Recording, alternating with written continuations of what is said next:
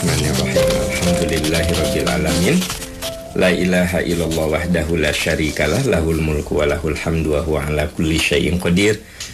Asyhadu an la ilaha illallah wa asyhadu anna Muhammadan abduhu wa rasuluh.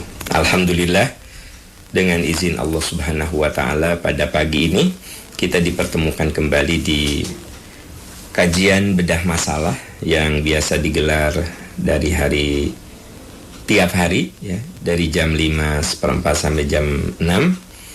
Dan sahabat-sahabat tercinta, pagi ini tepatnya hari Sabtu 1 Safar 1442 Hijrah, kita akan isi pertemuan ini dengan membahas sejumlah pertanyaan yang ditujukan ke saya, baik lewat Instagram @aam_amiruddin ataupun lewat aam@percikaniman.org lewat email. Ya, pagi ini tepatnya ini hari Sabtu ya, 1 Safar 1442 Hijrah. Kita awali dengan pertanyaan pertama. Assalamualaikum Ustadz. Waalaikumsalam warahmatullahi wabarakatuh. Bagaimana jika seorang mu'alaf waktu masuk Islam hanya mengucapkan syahadat di depan teman? Apakah sah masuk Islamnya? Bagaimana dengan amalan dan kewajiban yang telah dilakukannya? Antara lain sudah menunaikan ibadah haji dan umroh.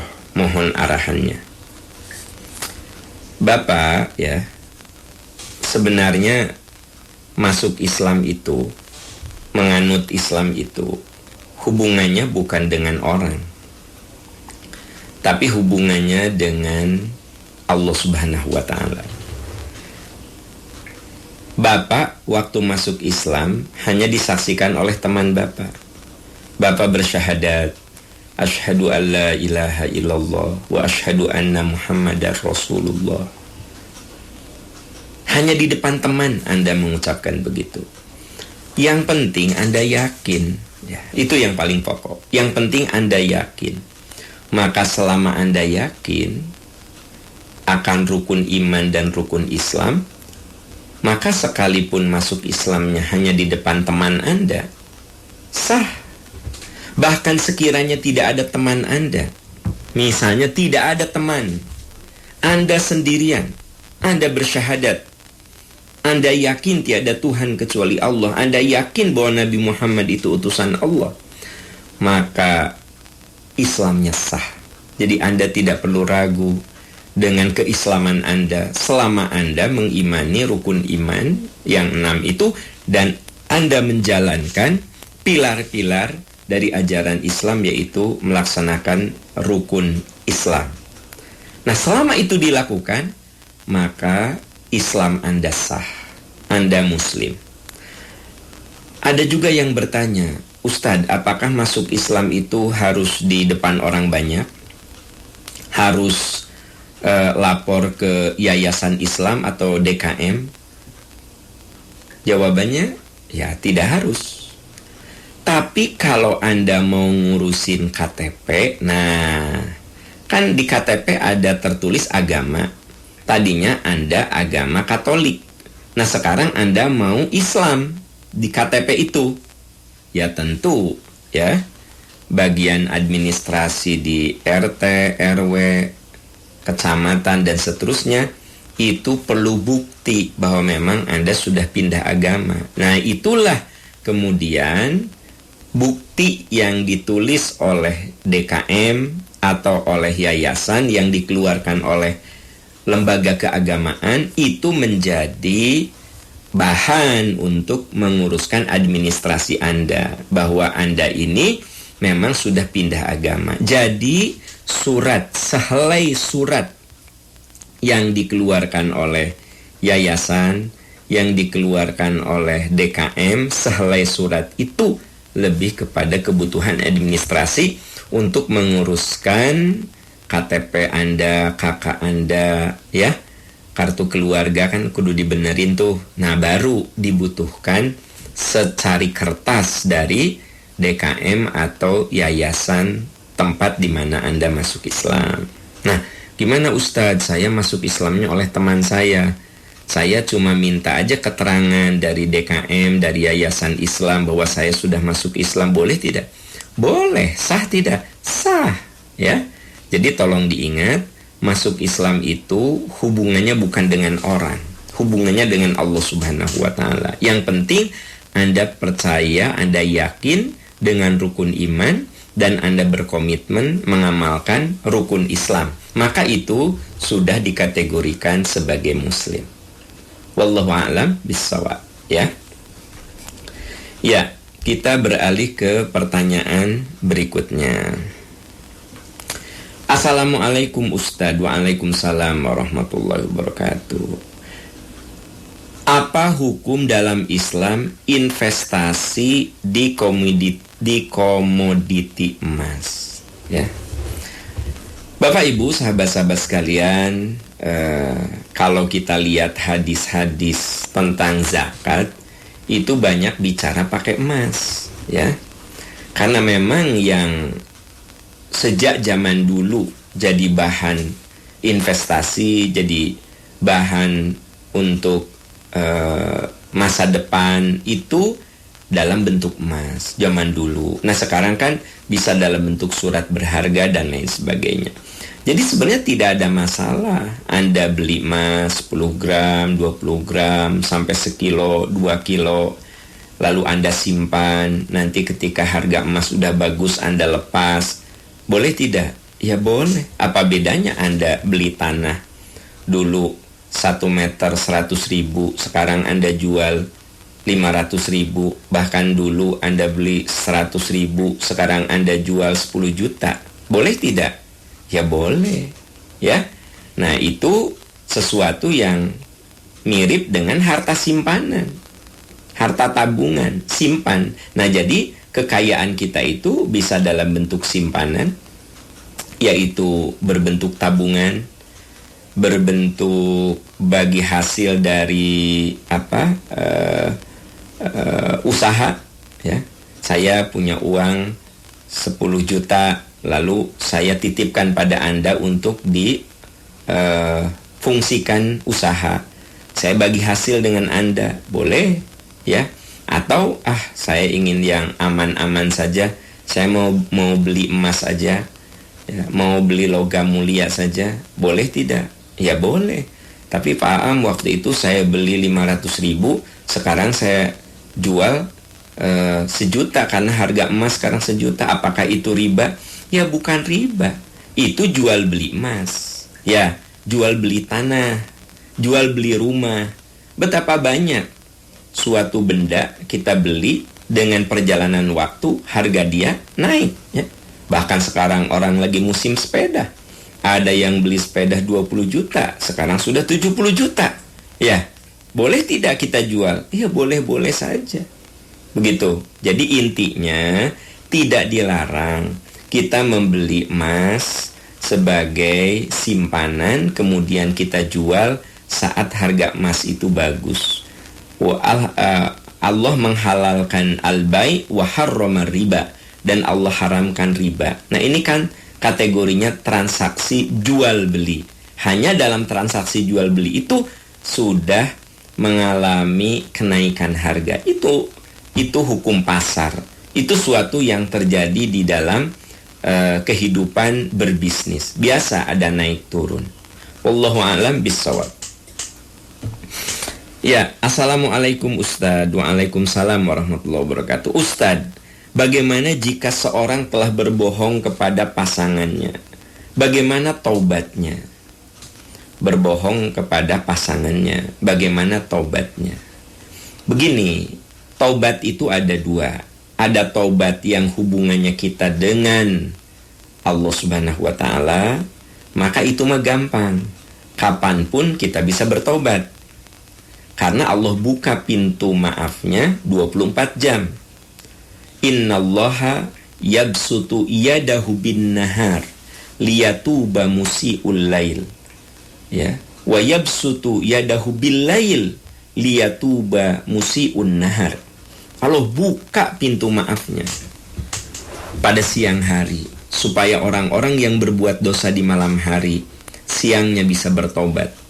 Dan Allah buka pintu maafnya pada malam hari supaya orang-orang yang berbuat dosa di siang hari bisa bertobat. Jadi kalau kita bicara tobat, kapan yang paling bagus? Itu yang paling cepat.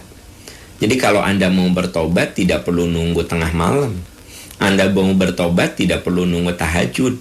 Ya sekarang juga tinggal bermohon ampun kepada Allah. Mau sekalian sholat juga boleh, ya. Sekalian sholat duha. Jadi tidak perlu nunggu sholat tahajud, begitu. Atau sekarang Anda ingat segala dosa, Anda ambil wudhu, Anda sholat syukrul wudhu, kan bisa sebenarnya. Jadi berdosa kepada Allah itu gampang tobatnya. Kapanpun kita punya kesempatan, kita bisa bertobat, begitu. Nah, yang harus diperhatikan kalau dosa kepada sesama. Karena kalau dosa kepada sesama, ya kita harus minta maaf. Dan tidak ada keharusan menjelaskan dosa kita. Ya, saya berbuat salah sama istri, ya saya bilang maafkan saya. Selama berumah tangga, mungkin ada hal-hal yang menyakiti kamu, aku minta maaf, gitu, ya. Istri juga boleh, ayah, selama berumah tangga mungkin ada perilaku mama yang melukai ayah, mama minta maaf, gitu. Nah, kalau orang sudah minta maaf sama kita, kan kita sebenarnya tidak ada keharusan minta klarifikasi. Emang dosa ayah apa? Tidak perlu juga. Emang dosa mama apa? Tidak perlu juga. Kalau ada teman saya tiba-tiba, maafkan saya ya. Saya jawab, ya saya juga minta maaf. Jangan, maafin saya ya. Naon maneh boga dosa naon ka urang sok ngaku sia ngaku. Nah, tidak perlu kita nyuruh orang yang minta maaf itu mengakui dosa-dosanya. Ya. Karena yang paling bagus adalah kita menjadi orang yang al-afina anin nas, selalu memaafkan kesalahan orang lain. Jadi yang paling bagus itu ketika kita menjadi orang yang selalu memaafkan kesalahan orang lain. Itulah di antara ciri orang yang bersegera kepada ampunan Allah. Coba Anda lihat di dalam surat Ali Imran, ya, ayat 133 sampai 136. Wasari'u ila maghfiratin mir rabbikum wa jannatin arduhas samawati wal ardu uiddat lil muttaqin alladzina yunfiquna fis sarra'i wad dharra'i wal kadhiminal ghaidha wal 'afina 'anin nas wallahu yuhibbul muhsinin. Wasari'u, bersegeralah kamu kepada ampunan Tuhanmu dan surga yang luasnya seluas langit dan bumi.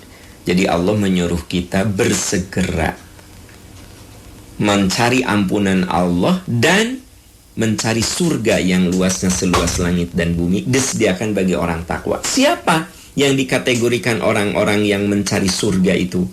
Di antaranya adalah al-afina anin nas, orang-orang yang selalu memaafkan. Jadi kalau suami Anda tiba-tiba bilang, maafin ayah ya. Nah, Anda justru responnya, iya, mama juga minta maaf. Selesai urusan. Itu yang harus kita lakukan. Ini malah diinterogasi. Emang ayah apa salahnya? Coba ngaku sama mama. Sok, ngaku. Nah, jangan begitu. Ya sudah. Kalau orang minta maaf, maafkan saja. Jangan kemudian kita interogasi apa kesalahannya. Dengan mau minta maafnya saja kita harus hargai. Ya, ketika istri kita minta maaf, kita harus hargai. Ya, aku maafkan, aku juga minta maaf. Begitu. Itu adab-adab kalau orang minta maaf sama kita, kita jawab bahwa kita pun mohon maaf. Wala tuzakku anfusakum. Kamu jangan merasa diri suci. Jadi begitu orang minta maaf tuh merasa bahwa kita mah hebat, suci. Dia mah bersalah. Jangan begitu. Kalau dia minta maaf, kita pun minta maaf. Itulah adab orang-orang yang bertakwa seperti yang dijelaskan di dalam surat Ali Imran ayat 155. 133 136 ya, 133 sampai 136. Wallahu a'lam bishawab. Ya, kita beralih lagi ke pertanyaan berikut. Assalamualaikum Ustadz. Waalaikumsalam. Semoga Ustadz istiqomah dalam dakwah. Amin ya rabbal alamin. Ustadz, bagaimana jika kita tidak menjadi anggota organisasi atau yayasan apapun? Jadi mencari ilmu agama hanya lewat internet dari berbagai sumber terpercaya. Apakah saya termasuk tidak mengikuti sunnah dan kelak matinya jahiliyah? Mohon penjelasan.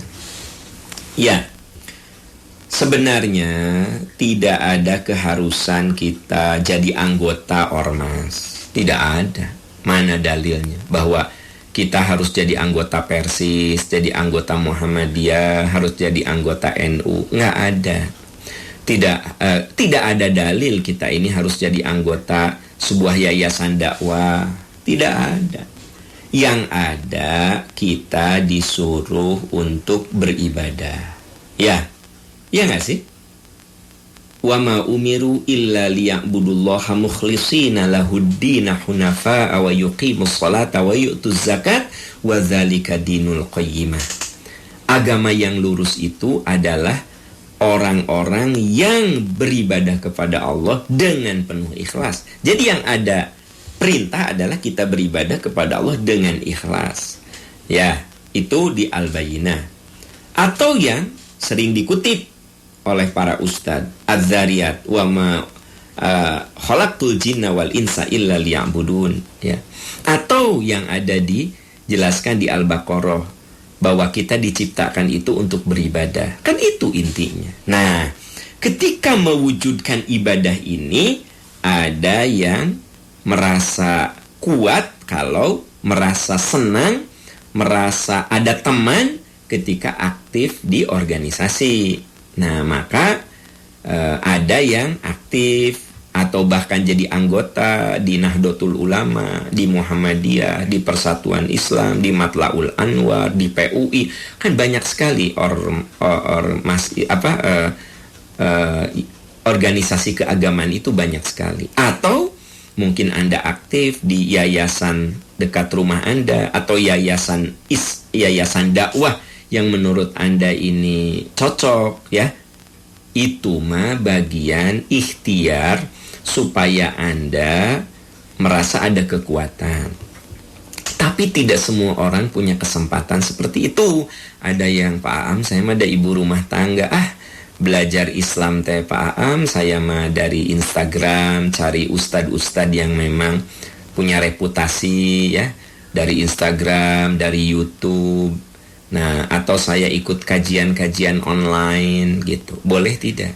Ya kan, di dalam Al-Quran juga Allah berfirman, فَأَمَّا مَنْ ثَقُلَتْ مَوَازِنُهُ فَهُوَ فِي عِيشَةٍ رَاضِيَةٍ.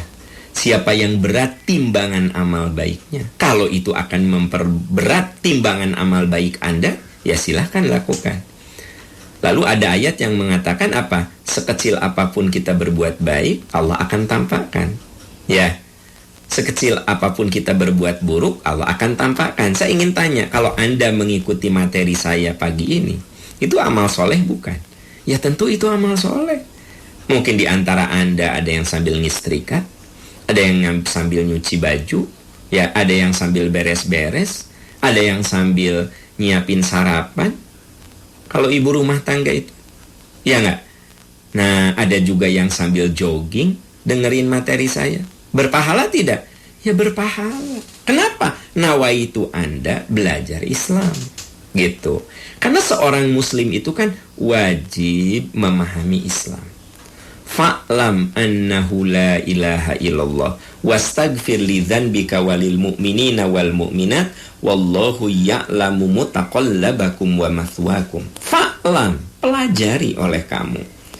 Ketahuilah. Nah, tidak mungkinlah kita mengetahui kalau kita tidak belajar. Fa'lam, ketahuilah, pelajarilah. Annahu la ilaha illallah, bahwasanya tiada Tuhan kecuali Allah. Berarti kita disuruh belajar. Nah, belajar itu Anda bisa datang ke majelis taklim. Kalau nanti suasana sudah aman lagi, kita sudah lepas dari pandemi COVID, nah, Anda datang ke majelis taklim. Atau misalnya Anda tetap gitu ikut online aja lah. Saya mau online aja.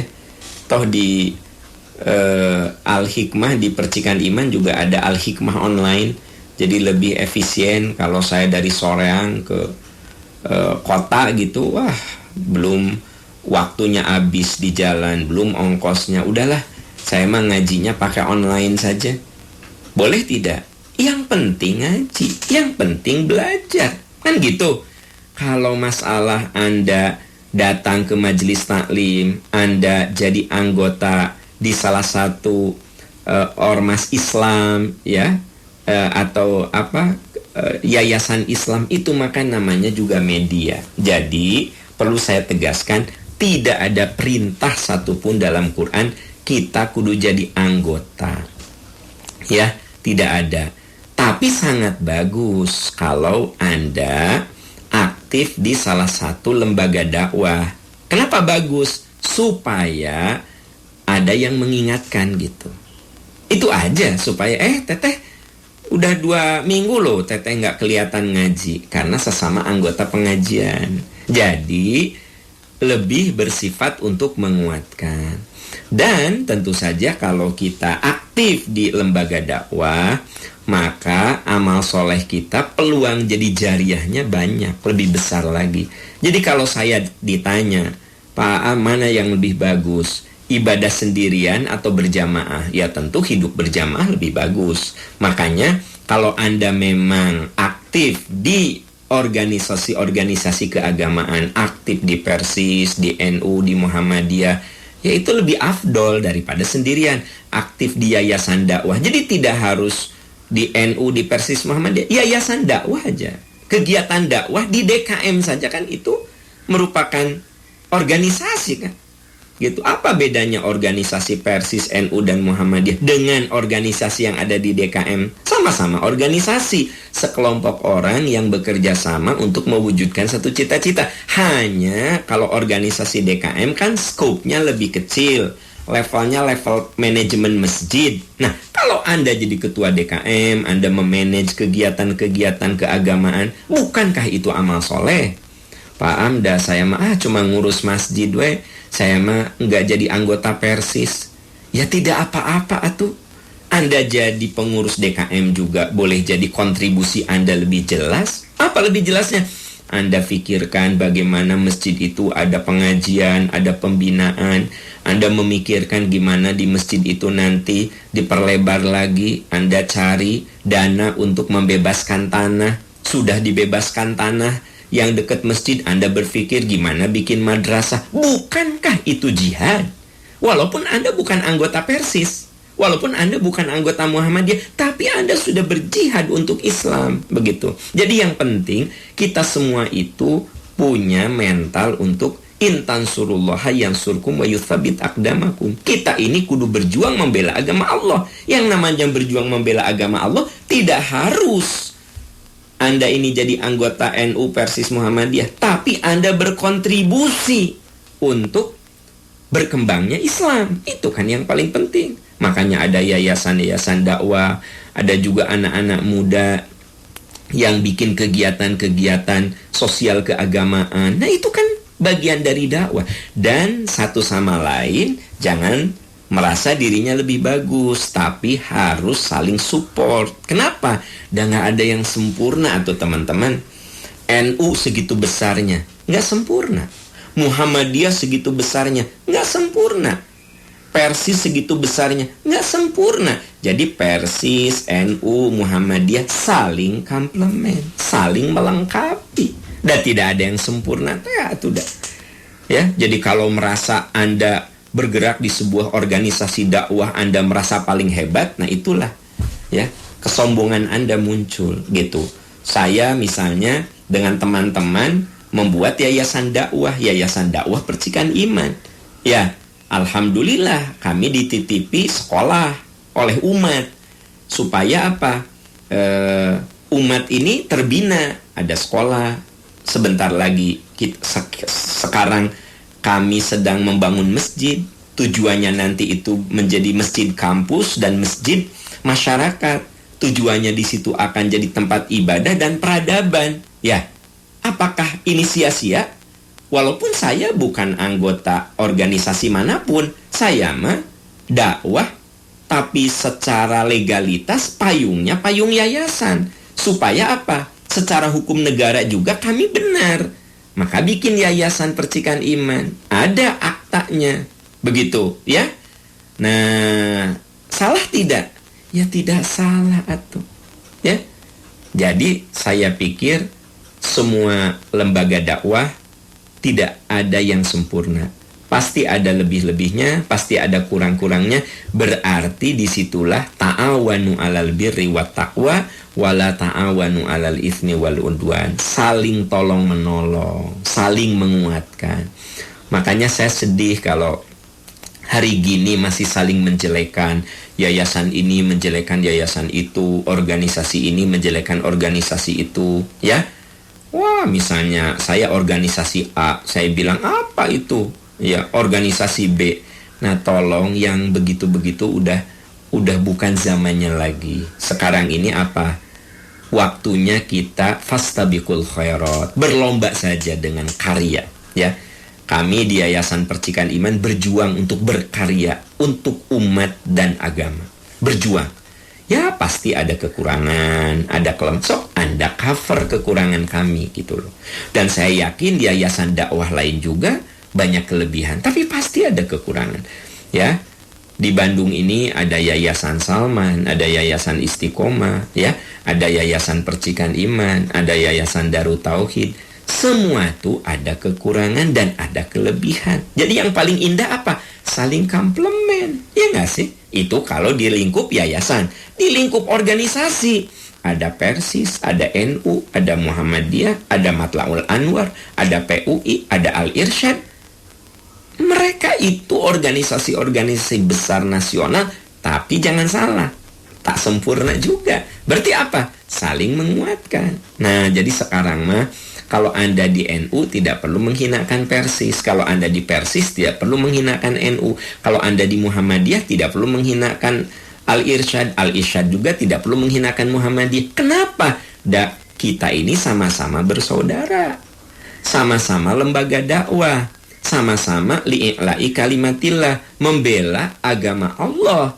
Maka yang diperlukan adalah wa'tasimu bihablillahi jami'aw wala tafarraqu. Hendaklah kamu berpegang teguh pada agama Allah wala tafarraqu. Jangan kamu bercerai-berai. Ya. Bercerai-berai itu membuat kekuatan kita hilang. Saudara-saudara sekalian, umat Islam di Indonesia itu termasuk umat Islam terbanyak di dunia. Tapi kalau bercerai-berai, gak akan ada kekuatan. Gak akan ada kekuatan. Makanya yuk, yang penting kita berjuang membela agama Allah. Anda yang hobinya di organisasi keagamaan, mangga.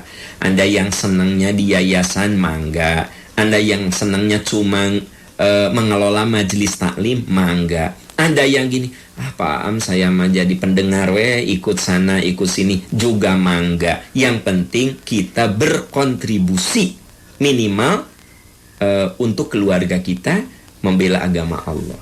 Itu yang paling pokok, ya. Wallahu a'lam bishawab. Ya.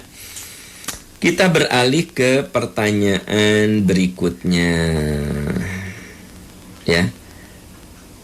Assalamualaikum warahmatullahi wabarakatuh. Waalaikumsalam warahmatullahi wabarakatuh. Ustadz, apa yang dimaksud dengan Allah menciptakan langit dan bumi dalam 6 masa? Apa artinya? Ini artinya Allah mengajari kita sebuah proses, ya. Begini teman-teman, Allah itu berkuasa untuk membangun, menciptakan langit dan bumi itu sekejap. Berkuasa. Tapi kan kita tahu bahwa bumi ini terbentuk dari proses jutaan tahun. Planet-planet yang lain terbentuk dari proses jutaan tahun. Nah, yang dimaksud dengan kami ciptakan langit dan bumi 6 masa, maksudnya kami ciptakan by proses. By proses, semua dengan proses. Makanya teman-teman sekalian, dalam hidup ini kita kudu melewati proses. Bahkan Allah mengatakan latar kabunna tobakon antobak. Kamu itu meningkat imannya juga tobakon antobak, setahap demi setahap, begitu ya. Setahap demi setahap. Orang bisa hebat baca Quran, hafal Quran, ya nggak sekaligus lah, bertahap. Dari mulai dia belajar baca Quran, bener nggak? Orang bisa cas-cicus ngomong bahasa asing, ya dulu kan nggak begitulah, pasti bertahap. Jadi kalau Allah mengatakan kami ciptakan langit dan bumi itu sittata ayyam, melalui proses, disebutnya itu 6 tahapan, ya, disebutnya itu 6 masa, itu artinya bahwa yang intinya bukan 6 masanya, intinya adalah prosesnya, ya nggak? Ibu punya anak kan nggak ujug-ujug 8 bulan. Dimulai dari apa? Ibu makan makanan. Makanya Allah ciptakan manusia dari tanah, itu kan kita memakan apa yang ada di tanah, kacang-kacangan, ubi-ubian, ya, sayuran, ya, termasuk juga kita makan binatang ternak juga kan makannya dari apa yang tumbuh di bumi. Allah ciptakan kita dari tanah, tapi bukan diemplak-emplek tanah itu dari tanah liat gitu ya, tapi ada sebuah proses di situ. Nah, kita ini tercipta dari tanah yang bagaimana? Yang by proses itu. Kita makan, istri kita makan, apa yang kita makan dari bumi, ya, jadi sel sperma, jadi ovum, terjadilah pembuahan, terjadilah konsepsi, lalu zigot itu nempel, bergerak menuju rahim, dari 2 sel jadi 4 sel, jadi 8 sel, jadi 16 sel, tiap sel-sel itu jadi tangan kita, jadi jadi kepala kita, jadi otak kita, jadi jantung kita. Semuanya by proses, saudara-saudara. Termasuk Allah menciptakan langit dalam 6 masa, maksudnya semuanya dengan proses. Makanya kita kudu menerima bahwa proses itu bagian dari sunnatullah, bagian dari law of nature. Bapak Ibu, kalau anak kita diajak sholat, belum mau juga, susah juga, sok sing sabar. Terus ya. Kenapa? Karena boleh jadi dia baru soleh setelah kita wafat. Iya gak sih?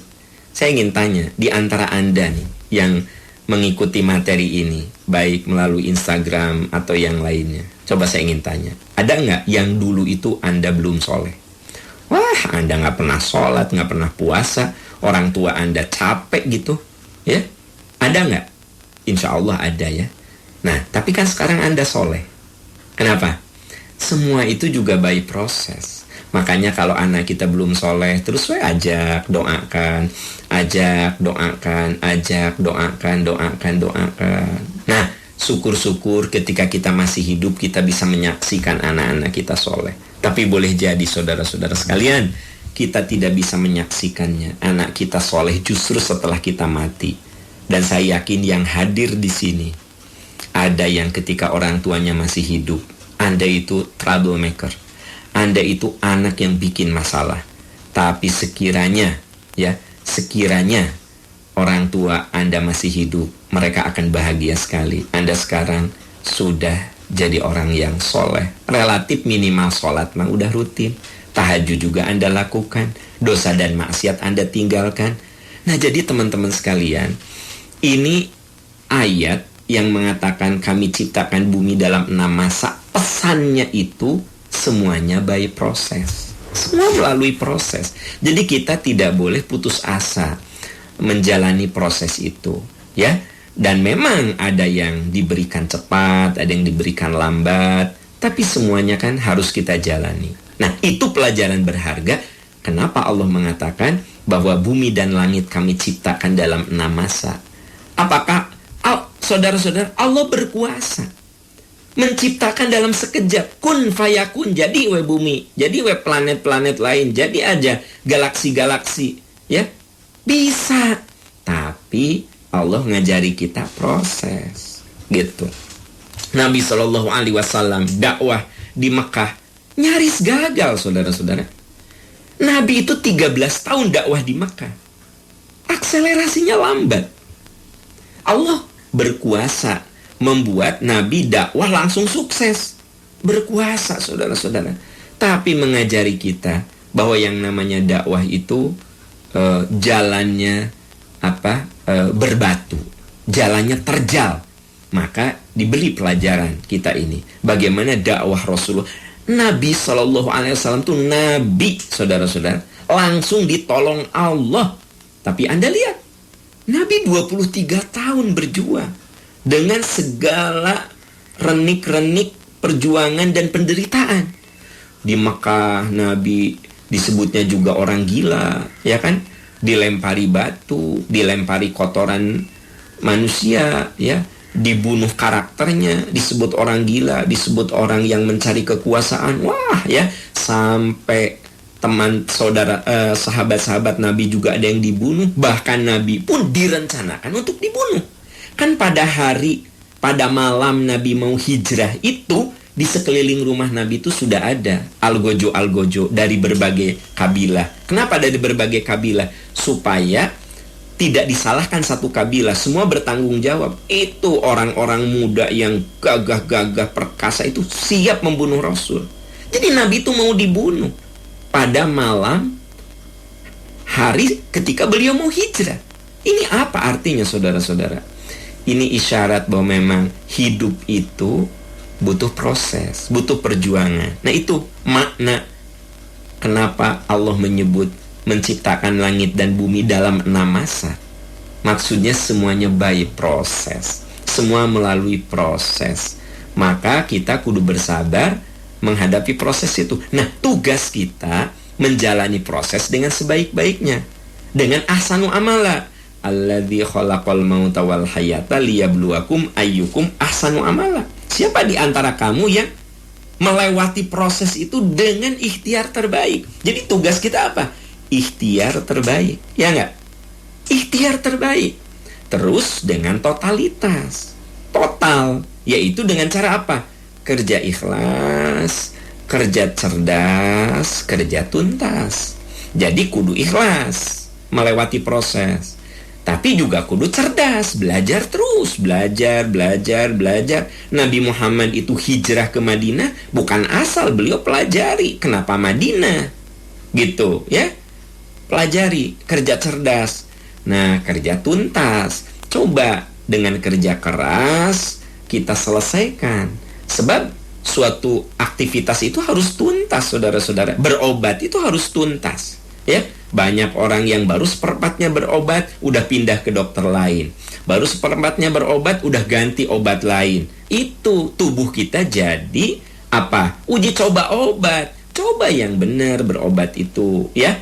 Yang benar berobat itu fokus sampai tuntas, gitu, ya. Kalau olahraga itu sampai tuntas, belajar itu sampai tuntas. Itu yang disebut dengan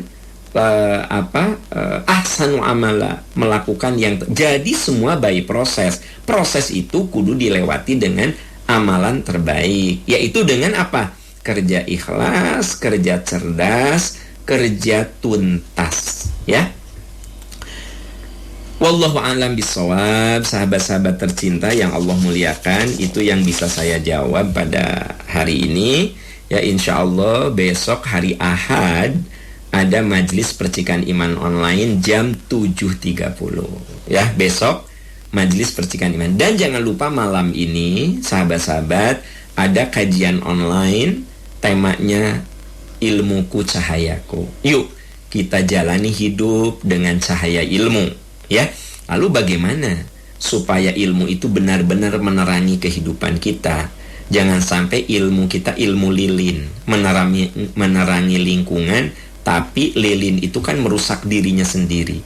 Lingkungan mendapatkan penerangan, tapi dirinya hancur. Nah, jangan sampai ilmu kita itu ilmu lilin. Nah, bagaimana caranya supaya ilmu kita berkah, supaya ilmu kita maslahat?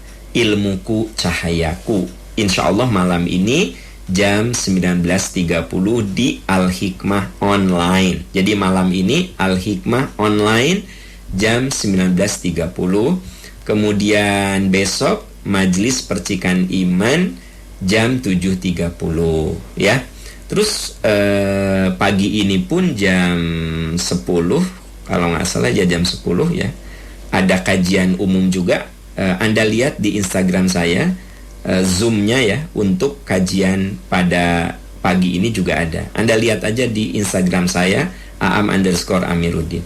Bapak Ibu sahabat-sahabat tercinta, demikian pertemuan kita pada pagi ini, dan saya perlu menyampaikan jazakumullahu khairan katsira atas segala amanah yang sudah diberikan, dan semoga amanah ini terus berjalan karena pembangunan masjid baru 35-40%. Anda bisa lihat di Instagram saya progresnya ya. Jadi tiap bulan akan saya laporkan progres dari pembangunan masjid.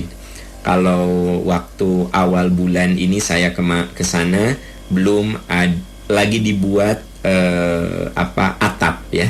Nah sekarang alhamdulillah atapnya sudah nempel, kemudian beton bagian atas yang menyangga atap juga sudah dikerjakan ya. Yuk kita berwakaf, karena wakaf itu adalah amalan cerdas. Kita sudah meninggal tapi pahalanya ngalir terus. Sahabat, silahkan Anda transfer ke Bank Mandiri 13.910.5008, nawaitunya wakaf, niatnya wakaf. Bank Mandiri 13.910.5008. Atau teman-teman bisa berinfak dakwah, sedekah dakwah yang tadi tuh ya, kita bicara dakwah itu kewajiban bersama. Nah, Anda mau di organisasi silahkan. Nah, kami di Yayasan Percikan Iman itu berusaha untuk juga menghidupkan umat, memberikan pencerahan pada umat melalui dakwah digital ya. Anda teman-teman bisa transfer ke Bank Mandiri 13.054.54.1100 untuk dakwah infak dakwahnya 13.054.54.1100. Untuk wakaf pembangunan masjid Bank Mandiri 13.910.5008. Sahabat tercinta, demikian pertemuan kita pada pagi ini. Semoga Allah memberkahi. Insya Allah kita bertemu besok di Majelis Percikan Iman jam 7.30 melalui online. Semoga Allah memberkahi. Saya Amiruddin undur dulu. Subhanaka Allahumma wa bihamdika asyhadu an la ilaha illa anta astaghfiruka wa atubu ilaik. Walhamdulillahirabbil alamin. Wassalamualaikum warahmatullahi wabarakatuh.